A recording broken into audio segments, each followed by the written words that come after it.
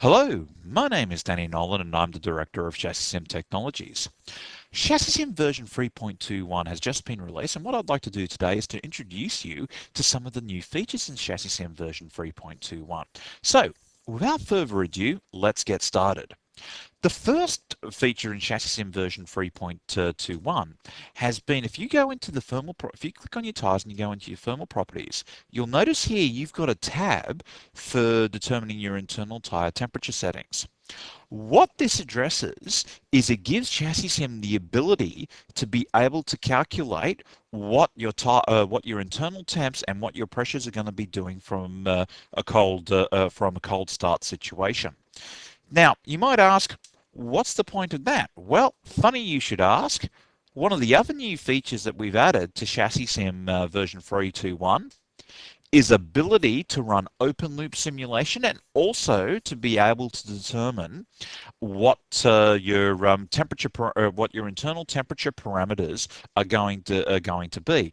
Now, this is basically the interface for it, and you access it through the tire force curve determination. So here, you basically specify the number of laps in your warm up, or how many laps you're running in your open loop simulation.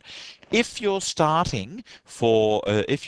wanting to determine your internal temperature settings, you simply specify a start pressure and a start temperature, and a hot pressure and a hot pressure for the front and the rear, and a hot temperature. And then what you do here is you specify a monster file for each of these laps. Now, let me just state that particularly for the open loop simulation and for determining your internal tire temperature settings, your monster files have to be sampled at 10 Hertz. Now, this is simply to guard against the fact that if it takes about 3 or 4 laps for your tires to run up and you're running at a pretty long circuit like Bathurst. Very, very weird set of circumstances, I know, but obviously it's just been put in there to it's obviously been put in there to cover that situation. So what you would be doing is, if you were clicking on deducing internal tire temperature parameters, you'd click on here, you click on OK. Make sure that obviously you've got your curvature file and your bump profile loaded in here. Simply click on one and then you click on OK, and that starts the simulation. Now, as I alluded to before, ChassisSim now has an ability to run open loop simulation. What open loop simulation is, it's effectively track replays.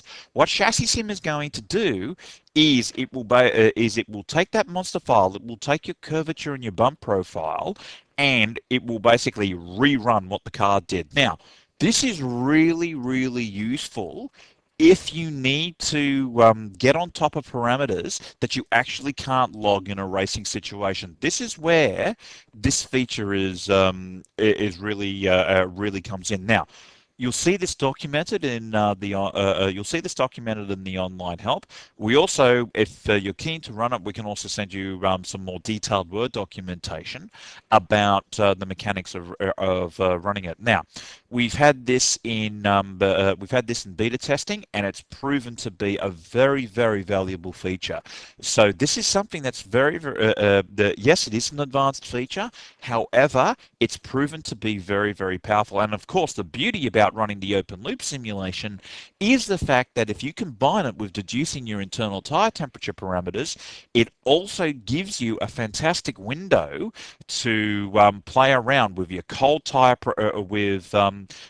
starting tire pressure, so you can actually predict what your hot running tire pressures are going to be. So that's a really, really powerful feature. I will say, though, as a caveat, if you are going to be using this in open loop simulation mode and using it to predict your internal tire temperature parameters, make sure you just have that clicked on for deducing the internal tire temperature parameters. However, if you're using the lap time simulation, make sure that that check flag is off. It is coming for the lap time. It is coming for the lap time simulation, but on this one, I think we're going to be holding our cards pretty close to our chest for the time being. The next feature that ChassisSim has is that we've now incorporated CVT into the gear ratio parameters. Now, where the CVT will come in is in terms of running in terms of going through and doing sweeps in terms of what sort of gear in terms of what sort of wing levels you need to be running at. So that's really where the CVT runs its heads. I know there's been a few in the ChassisSim community who has been requesting this feature, and what can I say? We at ChassisSim, we aim to please. So here you are. The CVT is capable of doing it, and to enable it, all you've got to do is click here to enable click here to enable the CVT, and you just simply specify your high. Then you just specify your high ratio and your low ratio, and ChassisSim takes care of the rest. Obviously, the algorithm will hold it to max RPM, which is technically what CVT should do anyway. But this has been a very, very useful feature in terms of determining in terms of wing level. So this is basically where CVT slots in. The other thing that we've added is if you now click on structural flexibility, you'll see here that we've added structural compliances for the front and the rear third springs. So for those of you who are running third springs with significant structural a significant structural compliance, this has now been added in. I should also say as well that we've actually really reviewed the whole way we've gone about doing structural flexibility. And I think you'll find that as you now start to play around with it, you're going to find that you can do a lot more with it. So I'd really, for those of you who have cars with significant installation and flexibility issues, this is actually you'll find with version 3.21 you can actually do a lot of really good exploring now. So I would really commend that to you. Now, the last feature that I want to discuss that's new with ChassisSim version 3.21, you'll notice that in the advanced options, you'll see here that we've now got a flag for allow apex speed to be determined by corner length and the percent of the corner length. What this does, if from time to time you'll notice that when you've got really, really bumpy corners, from time to time you will notice that ChassisSim does have a habit of tripping over a bump.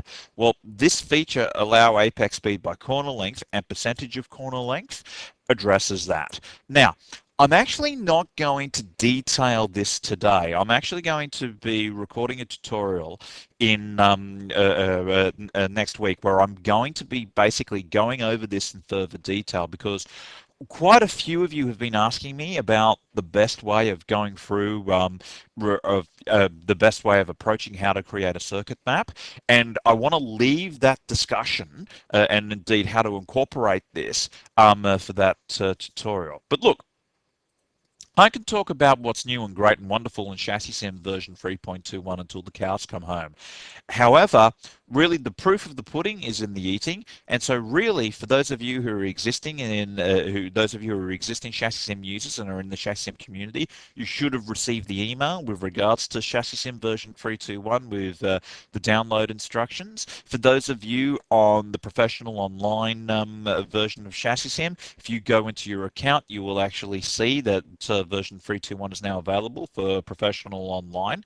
But for those of you who aren't ChassisSim users, sign up for a demo, sign up for the professional online simulation, and find for yourself just how powerful ChassisSim version 3.21 can be.